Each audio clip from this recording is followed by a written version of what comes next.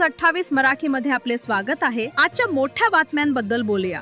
ग्रामीण रुग्णालय कन्नड येथे एप्रिल 25 जागतिक हिवताप दिवस म्हणून साजरा। जागतिक हिवताप दिवस साजरा करण्यात आला। यावेळी हिवताप बद्दल जनजागृती करण्यात आली।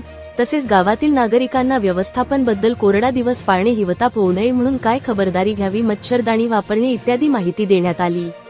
यावेळी ग्रामीण रुग्णालय कन्नड येथील माननीय वैद्यकीय अधीक्षक डॉक्टर अनिरुद्ध गायकवाड सर व वैद्यकीय अधिकारी डॉक्टर प्रवीण पवार सर व doctor Sohel Shaikh, doctor Rameshwar Pungale, doctor Ulfat Pardeshi, doctor Manisha गीते यांच्या मार्गदर्शनाखाली सर्व कर्मचारी वृंद यांनी गावातील जेथे पाणी साचले आहे ते पाणीला दिशा देऊन मोकळे केले व स्वच्छता ठेवण्यास नागरिकास आवाहन केले, जेणेकरून कुठलेही सांडपाणी साचणार नाही याची नागरिकांनी दक्षता घ्यावी व हिवताप जनजागृती बद्दल उपाययोजना सांगण्यात आल्या।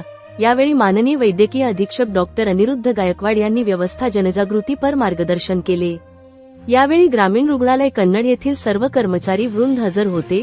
तसेच श्री बाळकृष्ण गायकवाड वरिष्ठ उपचार पर्यवेक्षक व श्री नारायण बोहरा व श्री संतोष अकोलकर आरोग्य सेवक ग्रामीण रुग्णालय कन्नड शहर तसेच हिवताप दिनाबद्दल जनजागृती केली।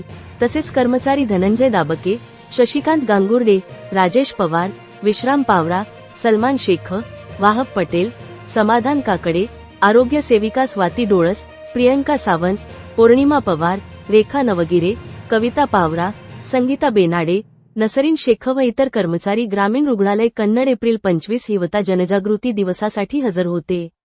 इंडिया न्यूज 28 कन्नड तालुका प्रतिनिधी नागेश्वर सूर्यवंशीची रिपोर्ट। त्या डासाळीपासून काय तयार होते? डासांची उत्पत्ती तयार होते। 7 दिवसात डास तयार होतो उडायला। तो जर आजारी रुग्णांना किंवा जनावरांना चावला आणि त्याच्या सोंडेवाटे आपल्याला चावला तर आपल्याला तो आपल्या रक्तामध्ये ते जंतू सोडतो।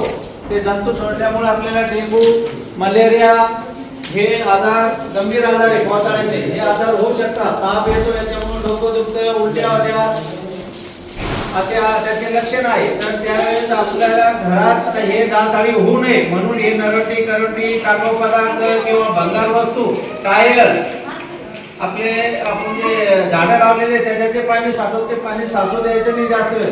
आणि जर आपल्या अवतीभोवती परिसरामध्ये जर डबके वगैरे असेल तर त्याच्यात खराब ऑइल टाकायचं। खराब ऑइलमुळे काय होतं? डासाची उत्पत्ती होत नाही, तिथं डास अंडी घालत नाही आणि अंडी घातल्यानंतर डासाची उत्पत्ती होत नाही, म्हणजे डासाची उत्पत्ती थांबते आणि आपला घरातले जे व्यक्ती आहे, वृद्ध, बालक आपण, तर ते निरोगी राहतो। ताप येत नाही, मलेरिया होत नाही, डेंगू होत नाही।